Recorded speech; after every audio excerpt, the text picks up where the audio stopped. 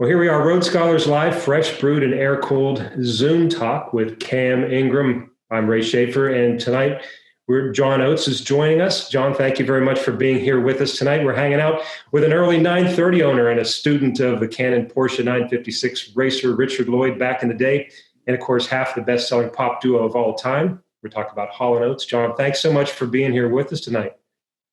Thanks, Ray. Thanks, Cam. Thanks for having me. We've been enjoying your Saturday morning show for quite a while now, so keep up the good work, and it's a pleasure to be here. Awesome. Thank you. Thank you. We appreciate that very much. Well, we first met a couple of years ago, it was now, when our good friend, good Dr. Chris Brewer had mentioned that you might be stopping by the PEC Atlanta for a little drive of the new 911 Turbo.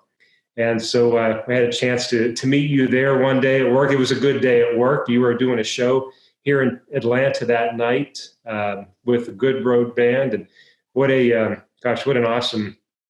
awesome show that was. Since then, I've seen several more. And just for anyone who hasn't seen your solo act, my gosh, you need to get out and see what you're creating. No, thanks. Thank you. Well, any day, if I can get a day off on tour and drive some cars, that's a real good day. So being at the Porsche Experience Center in Atlanta was awesome. And I did get to drive the Turbo S, which is probably my favorite contemporary Porsche. To me, it's got it all. It's the, I guess I'm biased because my first Porsche was a 77 Turbo Carrera.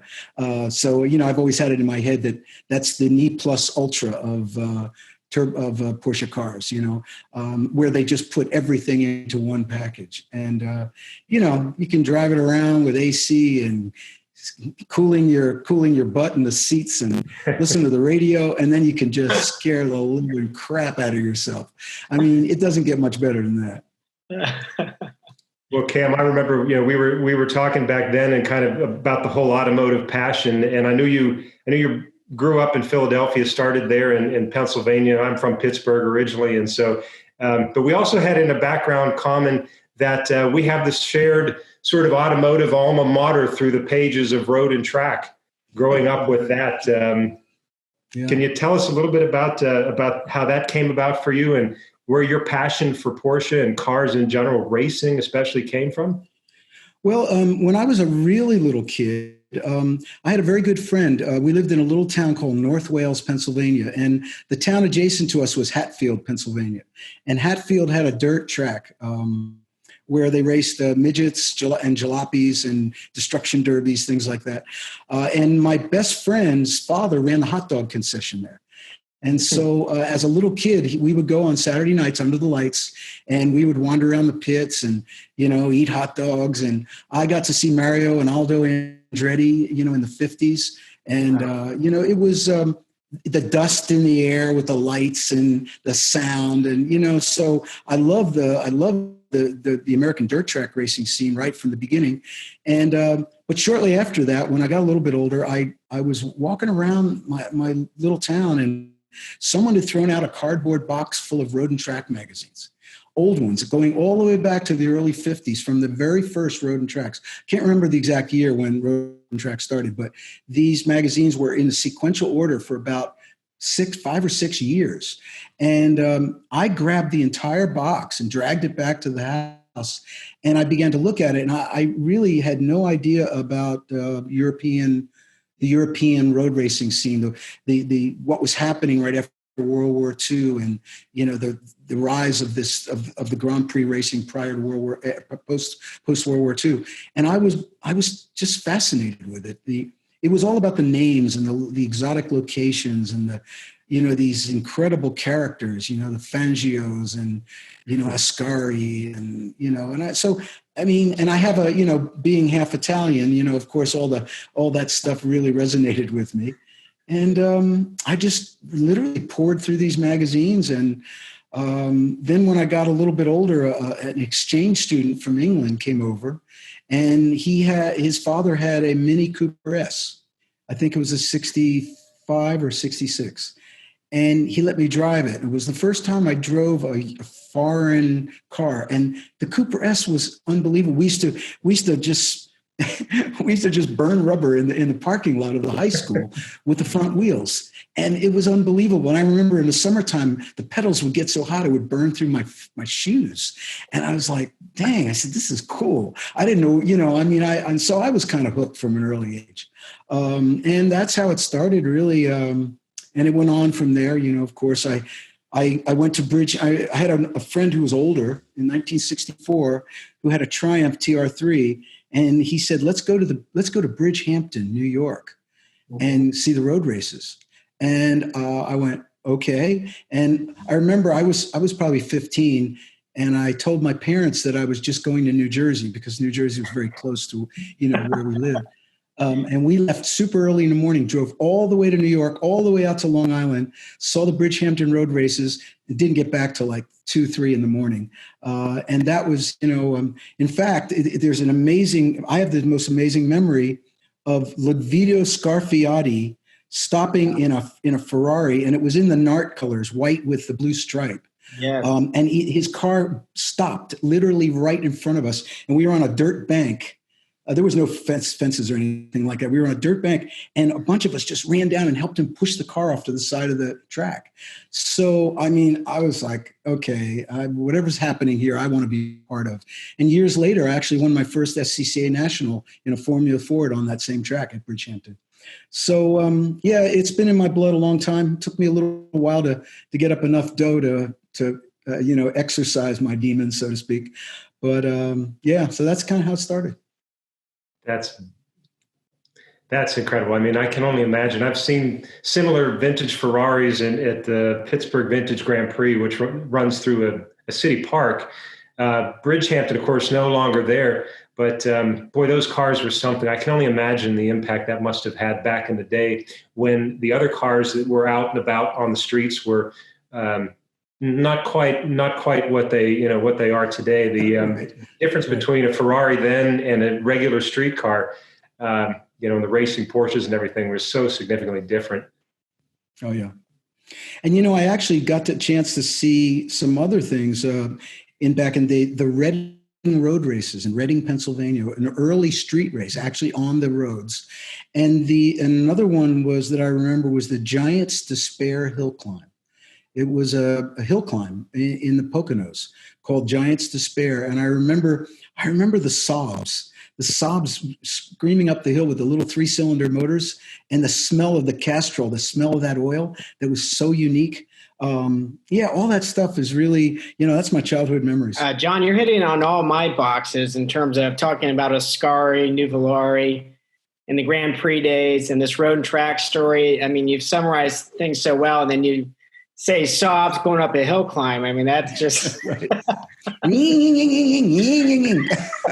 Wait a minute. Hold on 1 second. I gotta show you something. That's perfect. I love it. Love that background. Isn't that awesome? That is awesome. Guess who? Is that Nuvolari or Ascari?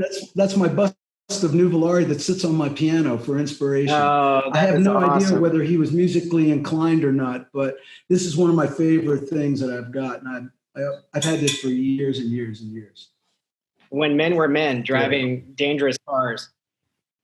That's so cool. I remember the great story about Nuvolari breaking his back or his legs when he was racing motorcycles, and his brother strapped him on the bike. They just literally they put the cast on so he was bent over and put him on the bike, and he ended up winning the race. And, in 1935, the German Grand Prix, when he won with the Alfa against the mighty Mercedes, and they didn't have the Italian anthem to play.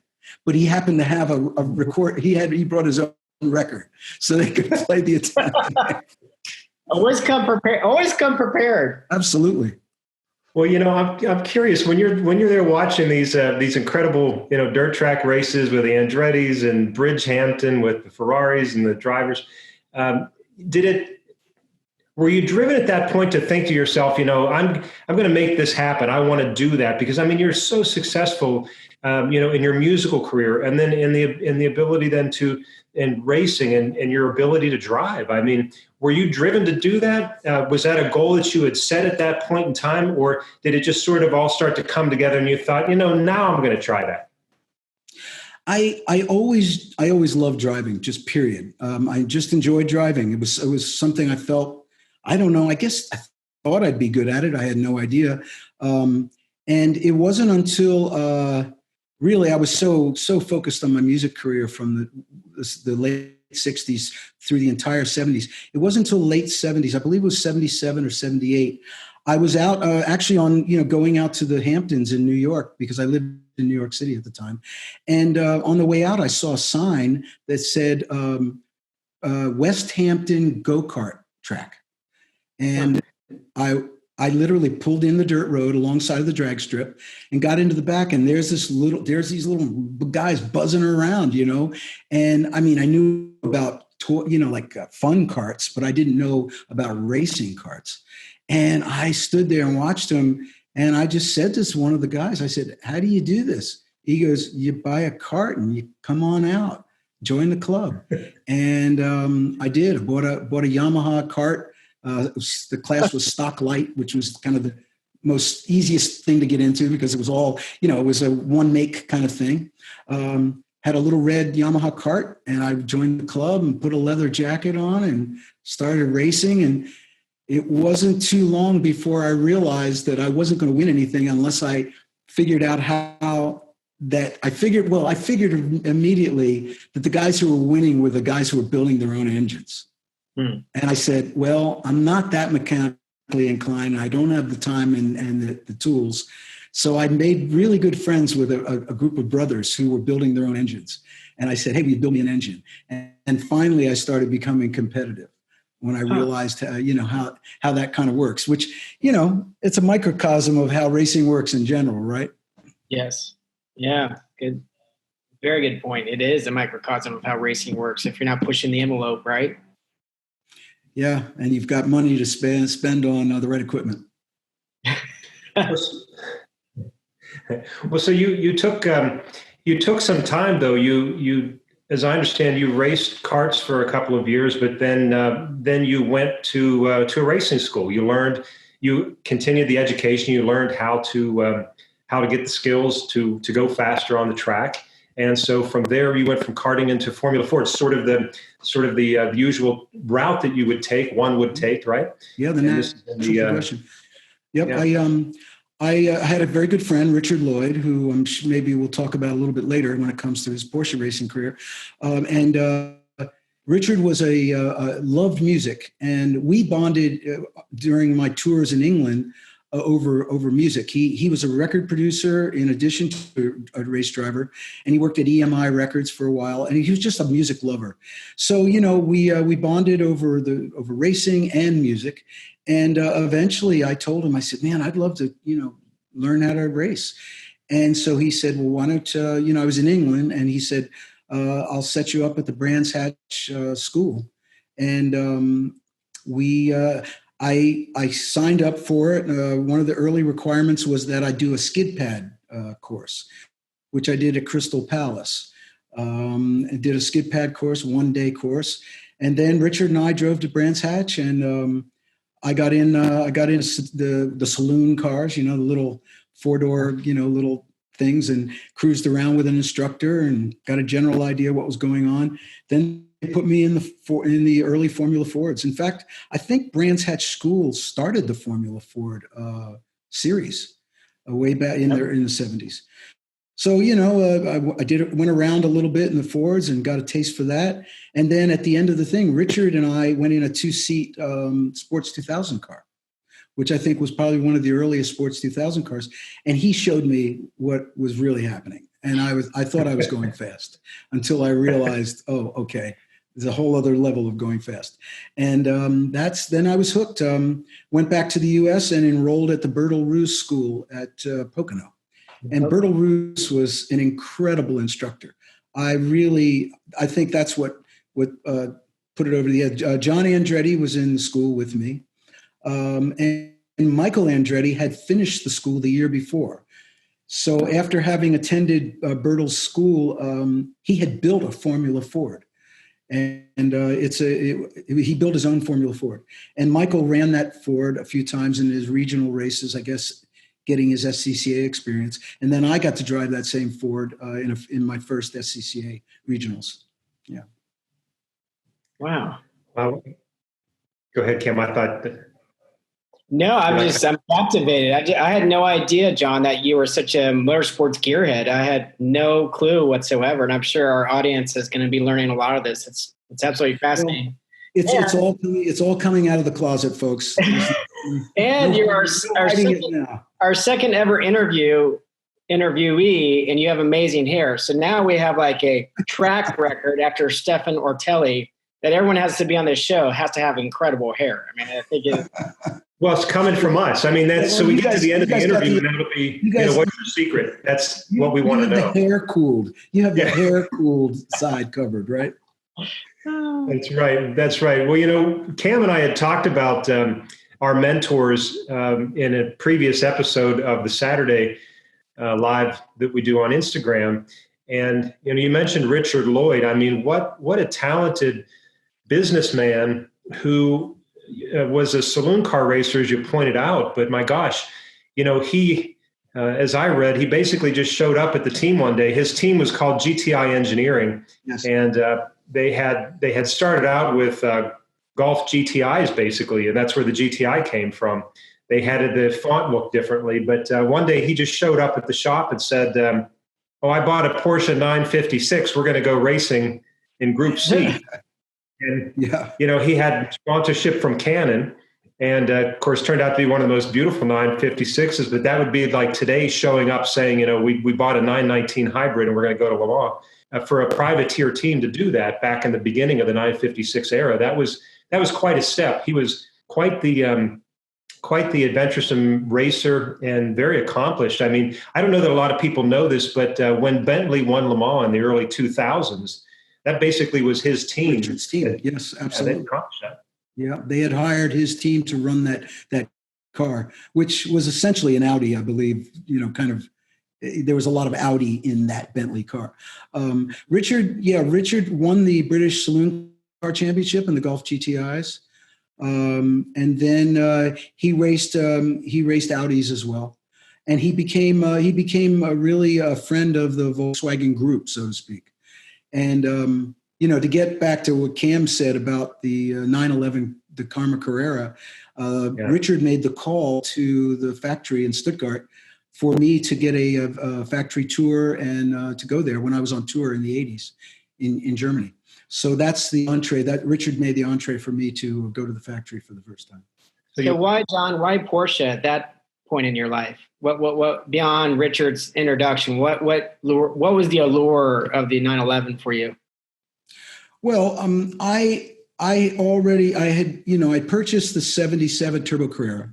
So I already, I had the bug and I knew, the quality and the performance and everything about the Porsche, experience was, it spoke to me in a way that it does to all Porsche fans. And then I bought a 356 Speedster in 1982.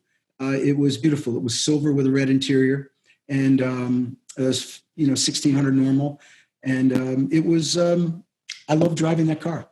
It just had a feel. I lived in Connecticut. The roads were small and windy, very similar. Well, they don't call it New England for nothing. So, I cruised around the New England roads in that Speedster, and it was just it was a blast, I knew. Actually, what had happened was, from reading, I remember that the 911 SC model range was about to end, and they were coming with the new 3.2 Carrera.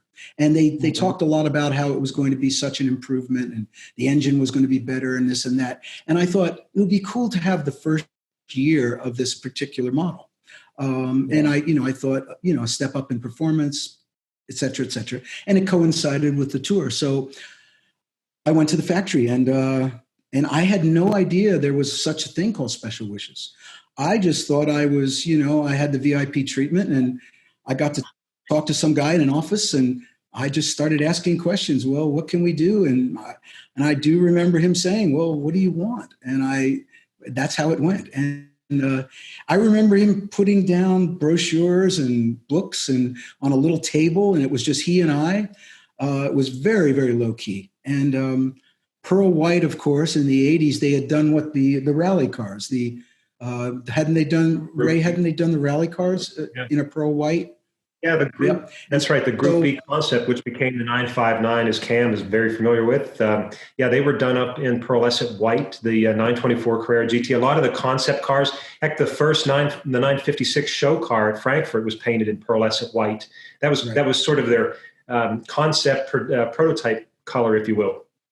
Yeah. Well, and me living in New York City in the 80s, you had to have something flashy. So pearl white it was. And someone had told me, and I know you guys probably know, or maybe someone out there in the universe, virtual universe will know. Someone told me that Porsche didn't actually paint the pearl white models at the factory the way they painted the rest of the cars, that they sent them out to some other place to have them painted. Now, I don't know if that's an urban legend or if that's true or not, but I guarantee you there's some Porsche file out there that has the answer to that. But anyway, that's how it started, and we picked a bunch of special equipment, a special interior, and I bought the car. Yeah, the way you ordered that car, just watching the Karma Carrera video, which is spectacular. That car is stunning. I mean, everything about it, it looks like a period, what today people would build as a outlaw, if you will, spec build, but it's pitch perfect. Everything about it is very classy. I love the interior, all the special options with the steering wheel, the sports seats. It resonates on every level. Thank you. Well, other than not having the flares, it's basically the turbo look. Yeah. It's got the front air dam, the turbo front air dam. It's got the 8 and 9 inch wide wheels, which give it a real, fat kind of stance. And then when I got it to when it came to America, I had it lowered and aligned. So that stance has a lot to do with what we did after the fact when it came to America. They also delivered it with what I thought was unusual too. They delivered it with the European taillights, with the turn signals, with the orange lights, and it has Hella H4s. I think, which were also, I believe, European headlamps. So did you drive the car? Did you drive the car in '84 at the factory at all? Did you drive it in Germany? No. We spec'd it out, and I was only on a brief tour. Went home, and then it was delivered about 4 or 5 months later. And for some reason, I don't know how this happened, but they delivered it to a Porsche dealer in Rochester, New York. Even though I lived close to New York City, which was like 3 hours away. I have no idea why.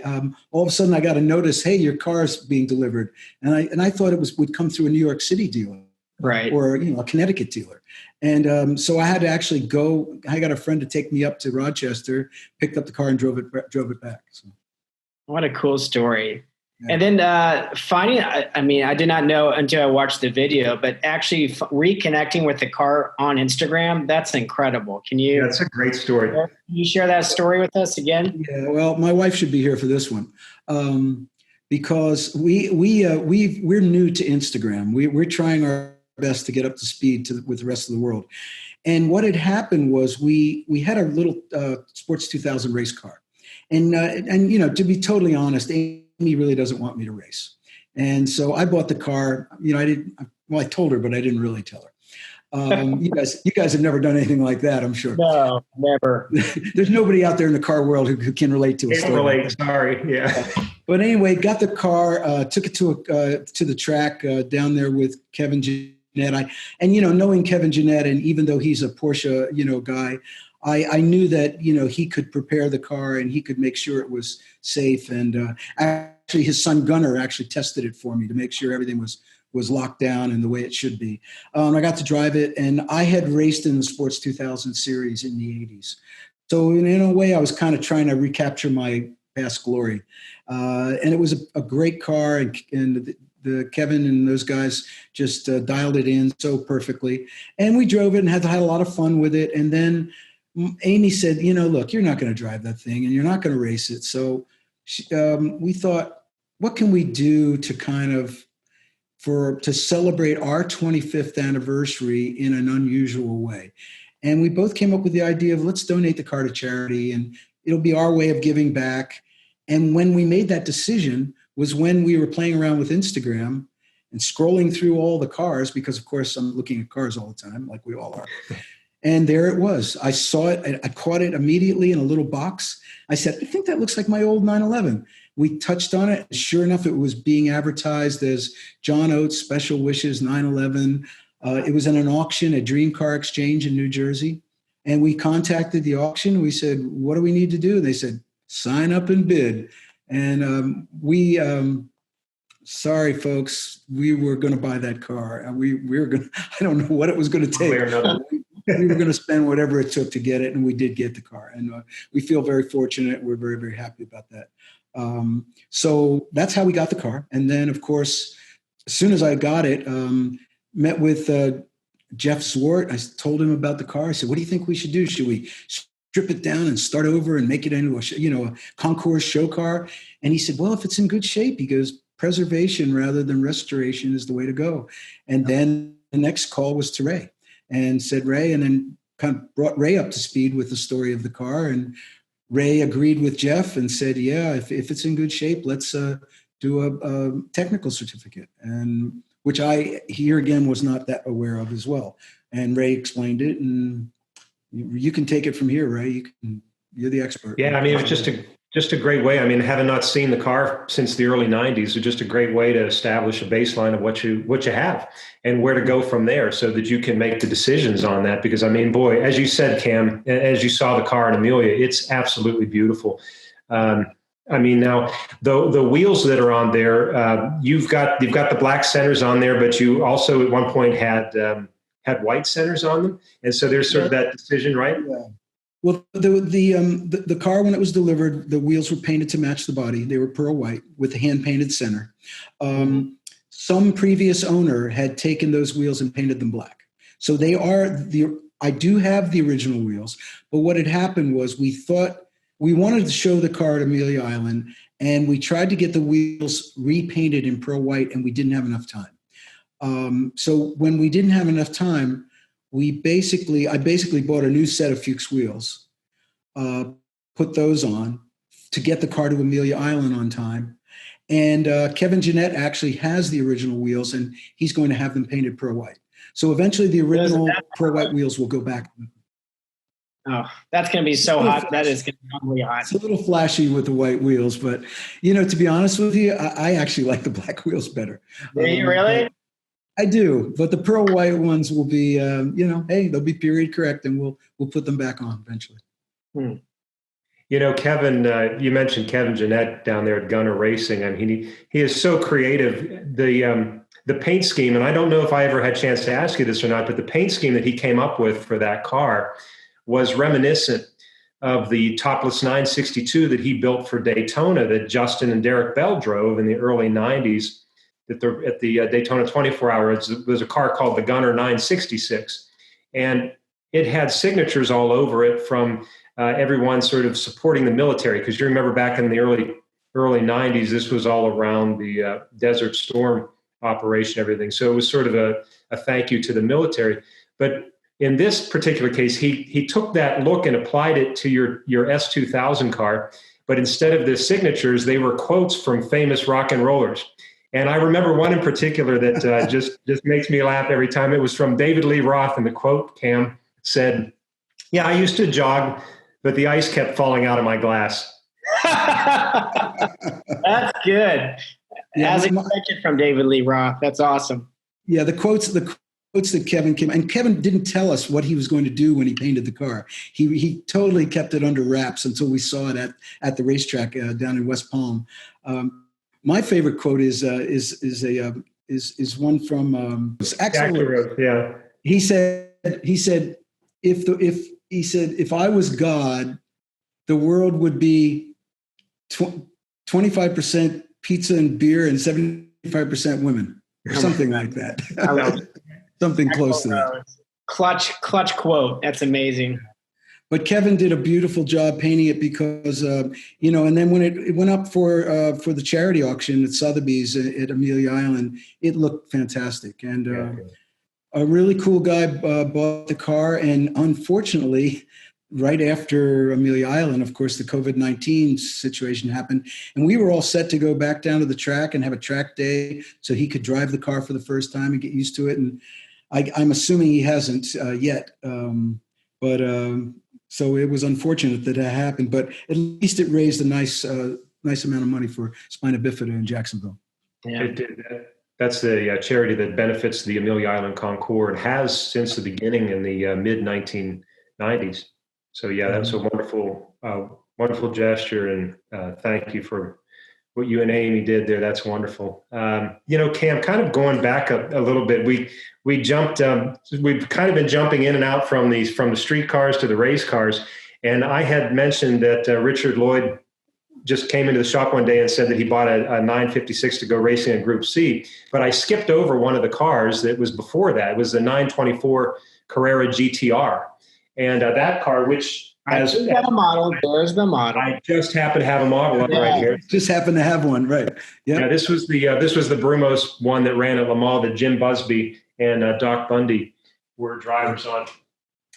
Richard had one of those cars, and you had a chance to get to drive one of those. I'm a big fan of the transaxle cars. I've had a chance to drive some myself, and I just absolutely love their balance. And Cam, I know you've worked on them as well and are very familiar with the 924 Carrera GTSs, the GTR, of course, the full-on race version of it. What was that car like? Well, the first time I drove it, what Richard had arranged for a sale of one of those cars to, let's see, he sold it to, oh boy, I'm losing it now. Are we talking about our friend in Jacksonville? Yeah. George Drolson. I'm sorry, you guys are going to have to help me. By the way, I don't want to tell you what I did today because it sounds like an excuse, but I wrote a song with 2 people on Zoom. I did 3 video interviews, and this is the 4th one. So, what? That's crazy. I know it's crazy. Anyway, Richard arranged for a car to be sold to George Drolson, who was a farmer and then lived in Jacksonville. And Richard introduced me to George, and George asked me if I would like to co-drive with him at an IMSA GTU event at Lime Rock. Jeez. And at the time, living in Connecticut, Lime Rock was kind of my home track. I had driven there a lot, had a lot of experience there. And so we got a chance to do that. And that was my first time in the car. And first of all, it was my first time driving a closed GT car. So I'd only driven Fords and Sports 2000s prior to that. And it was a great car. It was really well balanced, but that it had a lot of turbo lag. And it took me a while to come to grips with this kind of on-off switch of power. So I had to get with it. It took me a while. We were up against the factory Toyotas at that year in GTU, and they were just dominant. They were fast as all get out. And we qualified 4th behind the Toyotas. And then George did the first stint and lost a little bit of time. And then I got in it for the second half and managed to get back into 4th place. So we actually finished where we started. But it was an amazing car to drive. And the more I got comfortable with it, the quicker I got. And then Richard brought his own personal GTR over to Daytona for the IMSA finale and asked me to drive with him there. And we did that together. And unfortunately, we had a mechanical.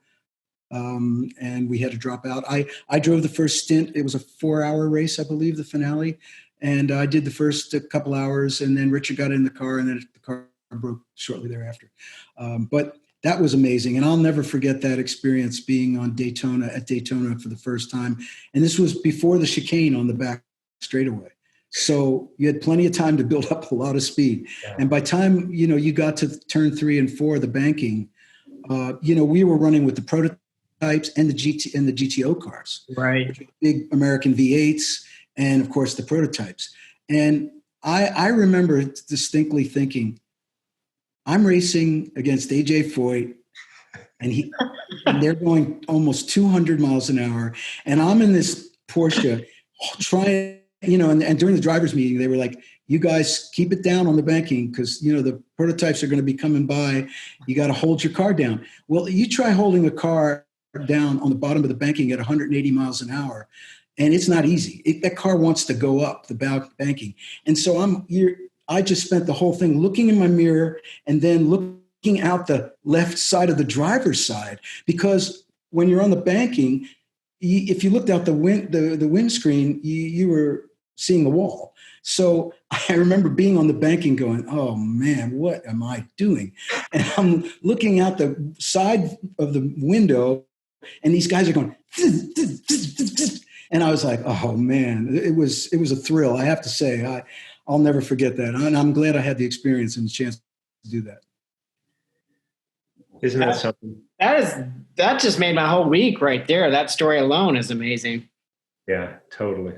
I mean, you're right. It is when you have all those different categories out there like that at the same time. And I mean, that's when you're racing Formula Ford or Sports 2000, you don't have that variety of speed. You know, you just might have people that are slower or faster than you, but you don't have 30, 40, 50, 60 mile an hour speed differences in different parts of the track. And that's something that takes some time to really get used to, but you did well with it. I mean, you were progressing along, and we've been talking a lot obviously about cars and what have you. This is what we do. We talk about cars, but the fact is that your business career in the music industry, you've approached everything with a very solid direction to make things happen. And there was a lot of firsts that you were involved in. And so in this time period that we're talking about, we have to remember the 1980s. I mean, this is when music was going from analog to digital and from radio to video. And you were right there in the front of all that. And so something else that happened that you and your band were on the forefront of was sort of the corporate sponsorship in concert tours. And I also happen to have another something here that was, you might remember, right? Yeah, there you go. So because of you had, maybe, and you can tell us this part because I think it's really cool, but you had the Pontiac Motor Division sponsor a tour, which was just, again, that type of thing just wasn't done back in that period. It's kind of common nowadays, but you were on the forefront of that. Yeah, I mean, we had done a very small promotion with Carefree Sugarless Gum a year or so before that, but it was kind of regional. It wasn't a big deal. And then when, as you say, Pontiac approached us, and actually our contact at Pontiac was Mike Joy, who the famous and well-known NASCAR announcer. Mike Joy came to us and asked if basically put the deal together. And we thought it was a great deal. They gave us free cars for our family. I mean, it was in the days when the purse strings of big corporations were a little looser than they are now. And in so doing, the car that they really wanted to promote was the new Fiero, which I know Ray has one, right? Oh Lord, here we go. Here we go. It's part of the history. We got to talk about this. We got to talk about the Fiero. And so we were promoting the Fiero. There's a bunch of pictures. You can find pictures of Daryl and I sitting on the Fiero, red Fiero. And so that was the Pontiac sponsored tour, and to go further, I spoke to Mike about racing, and Mike said, would you like to race the Fiero? And I said, yes, I would. And Joe Huffaker out in California had built a GTU Fiero, and Bob Earl was the driver. And Bob Earl was a badass, heck of a hot shot. Yeah. Great driver. And so I went out to California to test it at Sonoma at Sears Point, and I'm dating myself all the time when I say all these things. No, this is awesome. We love and it. I got a chance to drive the Fiero, and it was hot. It was hot, but I have to say it had a really short wheelbase. Yes, it did. It was real twitchy. Okay. It was really nervous car. It was not a comfortable car to drive, and my inexperience and jumping into this car and knowing how quick Bob was, because he developed it, and he was a great driver. I wasn't 100% comfortable in that car. Was it twitchy? Obviously, was it? It had to be twitchy. very twitchy, really nervous, and really, but with a great motor. And it was fast. So that's it. I did a test, one simple test, and the next race we were scheduled to do was Elkhart Lake, and that was the beginning of the end of my racing career. And that, to make a long story short, Bob qualified that car on the pole in GTU, and but the strategy was for me to do the first stint, and then Bob would take over and finish the race, because we figured, if I lost some spots, he could make it up. And sure enough, I started on the pole, and I was trying to be conservative. I lost a few spots. I think we were running third or fourth, and settling in. And I was almost ready for a pit stop to turn the car over to Bob. And I was going through the kink at Elkhart Lake, Road America. And if you know where that is, that's after the carousel. And it's a very quick right-hand kink. Yep. And it can be taken flat out if you're brave and the car is good. And it had nothing to do with the car or me, except for the fact that the transmission locked up. It was either the rear end or the transmission. Ooh. And I heard a pop. All I recall is this popping sound. And next thing I knew, I was in an ambulance heading to the hospital. And that was your last time on the track? Yep. Yep. And a fellow driver was in the ambulance with me. It was very nice. Somebody decided to go along with me. I remember I remember hearing a pop and a bunch of dirt. And then it hit the wall, hit the dirt bank on the right, went over the Armco, ended up pitched over the Armco. Luckily, didn't hit a tree. And I remember I had a white helmet. The roll cage was blue, and I had a blue stripe on the right side of my helmet, which means that my head went all the way over to the right side of the car and somehow hit the roll bar while I was still strapped in the seat. Wow. So, I got my bell rung, so to speak. And that's when I decided I better reevaluate this, because the thing is that I felt like I was a good driver, but I wasn't, and I was driving in a professional series and not giving it a professional effort. I was showing up, Friday night, qualifying and practicing on Saturday and racing, and these guys were testing and they were doing what you're supposed to do. So really, I guess it was smart for me to at least it wasn't worse than it could have been. Well, that was a serious, as you pointed out, that was a serious, it's not like the car in my garage, let's put it that way. That was a purpose-built tube frame. And, the GTU category at this time, in the early 80s, this is where we had 911s that had come out of the 70s, basically, that were, RSR developments that were running the engines to keep them, where they needed to be from a displacement standpoint. But really, and then, of course, the larger engine cars would be in GTO, and then, as you pointed out, there'd be the GTP prototypes and what have you. So, those were again, the Porsche was probably the only production-based car. This Fiero was a tube frame silhouette racer that was a very serious car, and it's. But again, with people like Bob Earl out there and the co-drivers that you had, even George Drolsom. I remember George coming around the dealership. Because he lived in Jacksonville, and I would see him getting his 911 serviced at Brumos.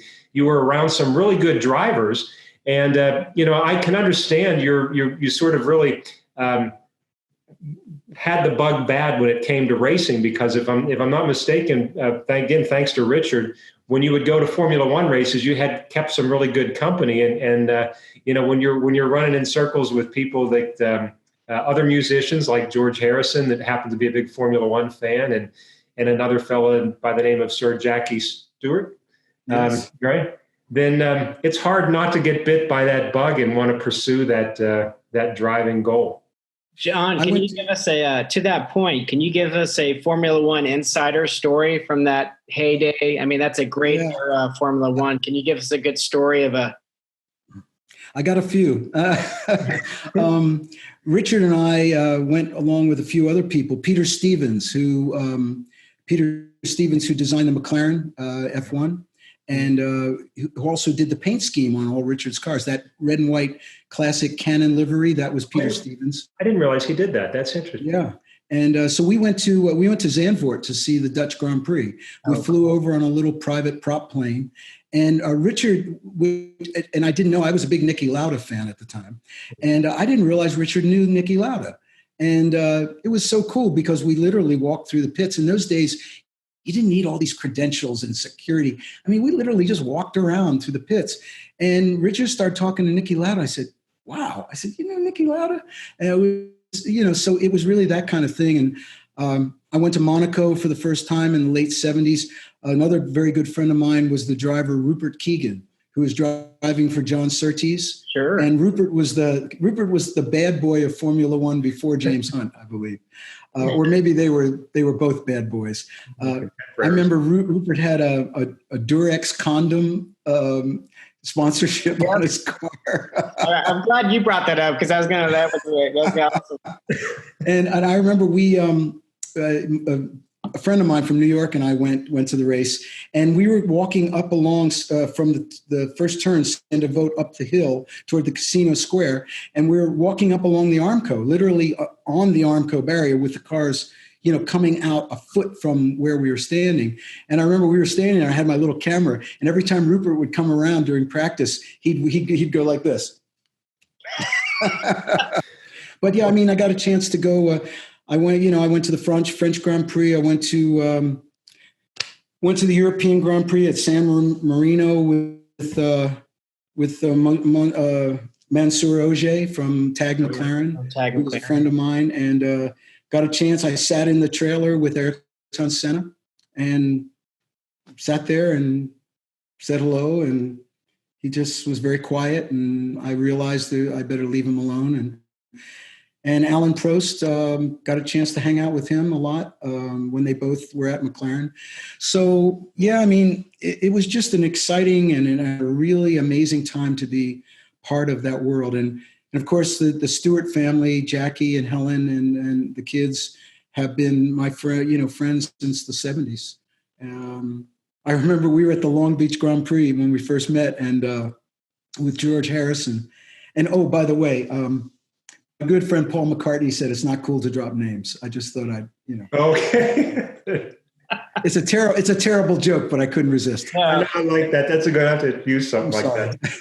I usually say that from stage, and most people it goes like this. But anyway,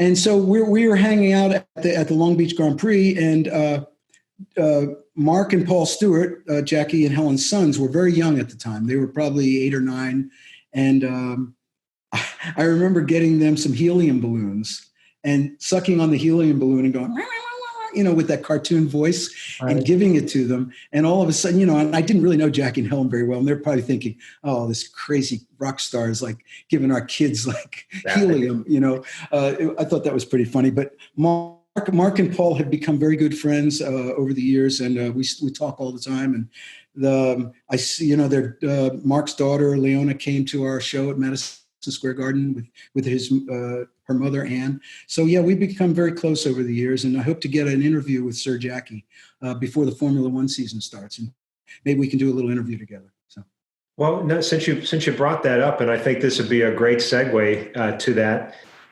You have a new project, and I think if we can talk about that, I'd like to hear more about it, because I know the folks that have seen your post on Instagram are really curious about what you're working on. Kind of what I mentioned earlier about the business, the way that you've sort of run things. I mean, you've worked with Daryl Hall now for 53 years. You've known each other. And that's an incredible time period for a relationship. The success that you've had, 29 top 40 hits. And I think at last count was over 60 million, some records sold. I mean, just an incredible partnership. But there's got to be more to the success than just sharing that with somebody to keep that going. I mean, there's obviously a lot of work there. What is the recipe? Is there a hint in the name of your new project that maybe? Yeah, there's more than a hint. There's more than a hint. Collaboration over the years. Obviously, my experience with Daryl Hall has been a story of collaboration. collaboration on a lot of levels, not only the creative collaboration to write songs and make records, but the business collaboration to keep a business together, to keep a big organization running and making very important decisions over the years. So I've become a fan and, I guess in a way, a bit of an expert on collaboration. And I find it to be a fascinating subject to talk about. And I find it interesting to delve into how various people collaborate in corporate settings, individual settings, whether it be, it could be a romantic, relationship between people. It could be, here again, business or creative. So on a lot of levels, I think there's a magic in collaboration. So thinking about that and wanting to delve deeper into that, I thought, how can I combine that with my passion for motorsports and cars? And we came up with the name Carlaboration. So, there's plenty of, the world has plenty of automobile shows and, videos and things. And I thought, what would be a little bit of a different take? And I thought I'd like to discuss how the people in the world of motorsports and cars, which is it's so important to have a teamwork behind you.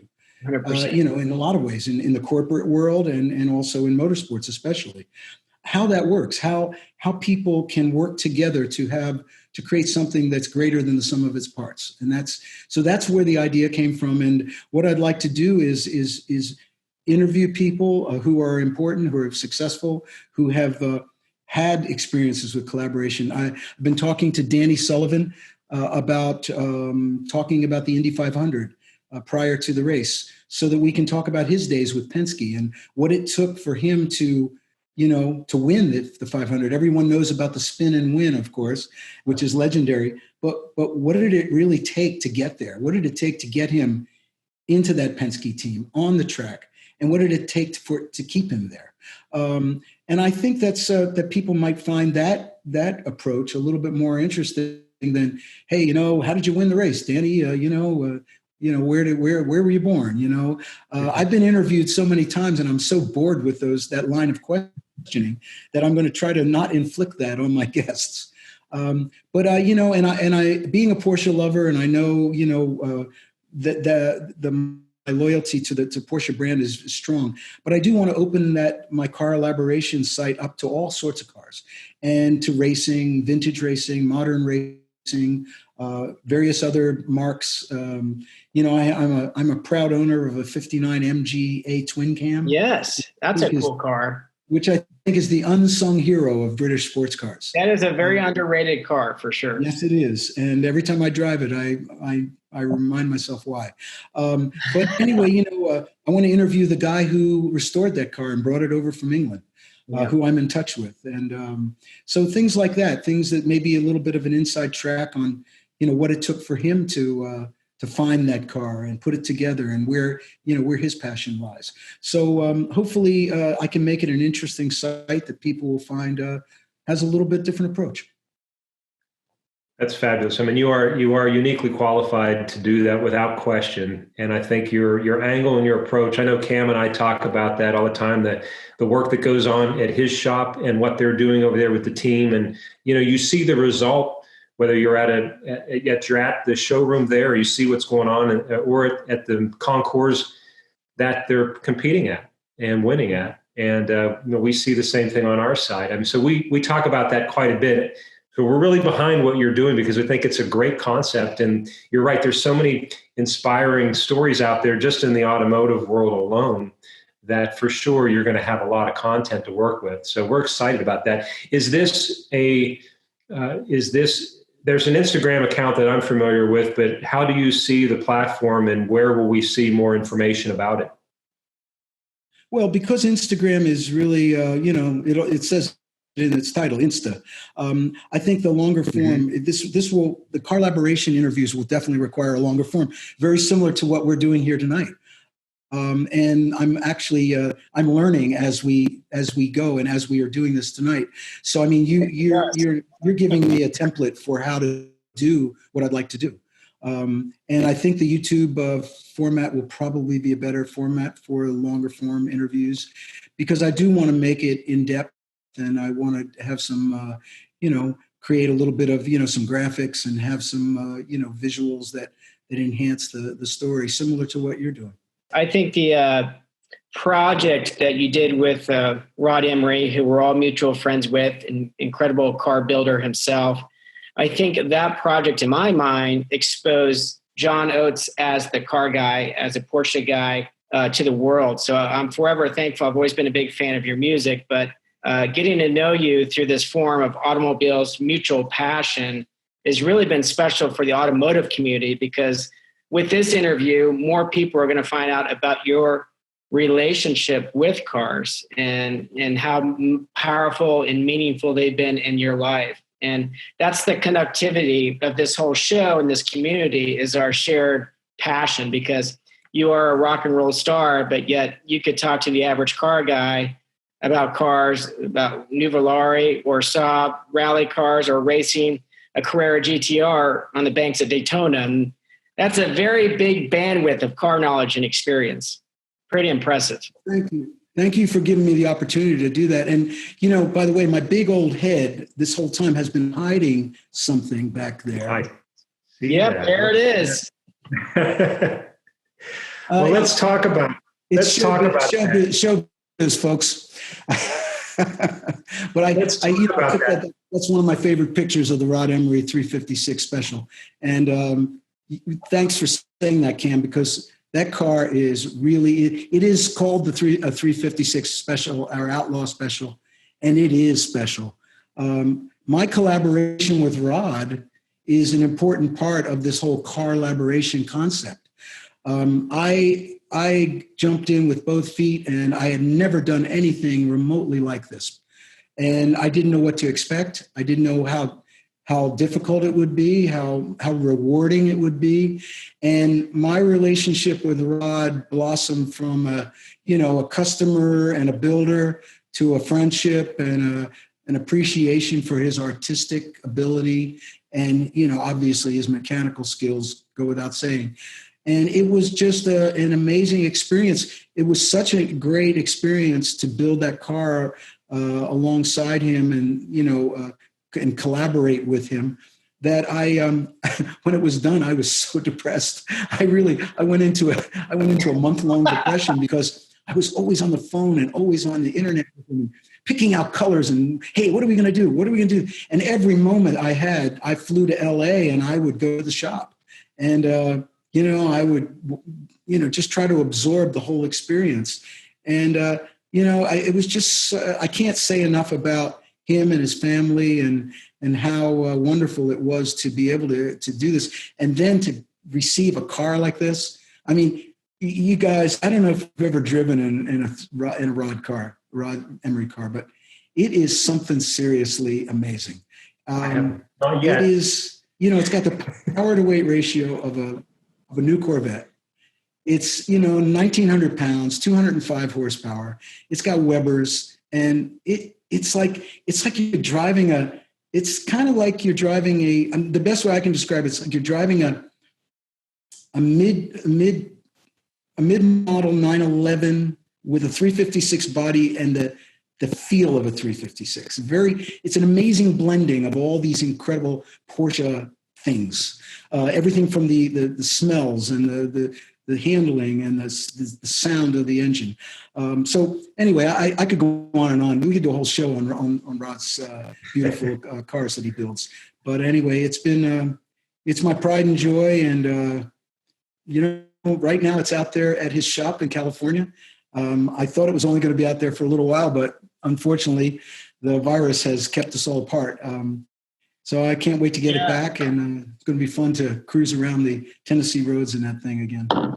Yeah, you gave us the honor of unveiling that car, if you will, at the performance that you did for us at the 70th anniversary RM Sotheby's Porsche auction that we had back in 2018, and that was a very special night. We really appreciate that, having a chance for the folks that were in the room to see that and have you talk about that with Rod there. That was very cool. That was very cool. But you mentioned the roads around. Oh, Absolutely. Thank you. And you mentioned the roads around Tennessee. I'm kind of curious what the culture, the car culture is like there in Nashville, and what the roads around there. I keep hearing good things. Well, when I moved to Nashville, it was totally for music. It was all about music. It was all about the great central location that Nashville has in America that made my touring life so much easier, as opposed to when I was living in Colorado and it was so difficult to get in and out of the airport in the winter, et cetera, et cetera. Then once I moved here, I began to discover this incredible car culture in Nashville with a bunch of great enthusiasts and collectors and people with these amazing garages, and then I started exploring the roads. And the roads in Tennessee, I have to say, and Southern Kentucky are world class. They're well paved. They're beautiful. They wind through the countryside. They're scenic. They're not heavily traveled. I hate to say there's anything positive about this COVID-19 issue that we're dealing with, but for a guy who likes to drive on a country road, it's actually pretty good because there's nobody out there. And I go on these roads and I literally don't see anybody for hours, and it's kind of crazy. And what are you driving right now on those drives, John? Well, Aimee won't let me drive that Karma Carrera. What? She won't let me drive it. She's informed me that it's hers. Yeah, she's informed me it's hers. And when I say, well, it was really mine, she goes, yeah, but if it wasn't for me, you wouldn't have it. So that's a wife's logic that you have to respect, right? Yes. And normally I'd be driving my 356, Rod's car, but as I said, it's in California, and so I've been driving the MG twin cam with the top down on a beautiful sunny day. Oh, and that's cool. On the day that Sterling Moss passed away, I took the twin cam out, and I thought, I was going to kind of surreptitiously live the British, roadster dream, and drive on a country road with the top down with that English feel to the car. And it's a time capsule. You get in it and you realize how amazing it was for its time, and how far we've come in the world. That's right. I'm curious, when you're out driving that MG, and it's a beautiful day and the top's down, have you written a song? Has a song come through your head? Because I think of the song that's in Karma Carrera, Let's Drive, and the line, I don't care where we go, throw the map out the window. I mean, does that come to you when you're driving, or how does that? That's, I've always wanted to write a song about a car, and I didn't want to be like Bruce Springsteen Jr. So that song came to me because of the driving on the roads in Tennessee. I just came up with that idea one day, and I said, I was actually really happy with myself because I finally felt like I could write a car song that wasn't, about, kind of, I don't know, a hot rod or an old American, it just felt like a more of a spiritual car song. And I was really happy when the PCA folks and the cinematographers decided that it would work. I thought it would work well with that movie. It's a terrific song. It really is. It makes you want to go out and drive. So, I mean, mission accomplished. Thank you. Love that. I love it for sure. Well, it's been a real pleasure hanging out with you, John. I appreciate you taking the time to talk with us and share sort of these deep stories around everything from, how you got started in your car passion to hanging out at the racetrack, not name dropping. I'll have to remember that one. That's a great. Sorry. Yeah. Great. Well, thank you. Thank you for having me, and thank you for all the support and the advice and the friendship. And I've always known from the very first time I started racing karts and cars that the motorsports and racing and the car community are a bunch of really first-class people on every level. And I've always felt comfortable and never felt like an outsider or weird or, it's always been just a great experience, and to be able to reunite with all these great people who I was involved with racing over the years, and they're still involved. They're around, and especially at Amelia Island, to be able to again see all these people come together. It really makes me feel like I'm part of a community that I'm very proud to be part of. Well, you definitely are, and we're excited to come along with you on the ride for collaboration and to see all you create there. I'm sure there's a lot of things up in the air right now with schedules and everything, but maybe it sounds like we might get to see you maybe at Lufka called in November over near where Cam is. We still have shows on the books for July through the fall. However, it's becoming increasingly doubtful whether we would do. We have not canceled them yet, but it's a day-to-day thing, and I guess everyone's in the same boat trying to figure out, how we're going to go forward. My take is there's a really good chance that we will not be touring in 2020. And in that case, if there are events, boy, I would love to attend. So we'll see what happens. Well, we certainly want to see you back on the road so we can see the shows and hear you live. But without a doubt, we'll be happy to see you at any one of the car events that we get to go to. Like I said, we look forward to being along for the ride with collaboration and continue to anticipate your new music while enjoying all that you've given us so far. And I guess as the song goes, let's drive. There you go. Thank you, guys. Thanks, Cam. Thanks, Ray. Appreciate it. And don't forget. Yeah, look at that. Cheers. Take care, guys. What a pleasure. Enjoy your evening. Much.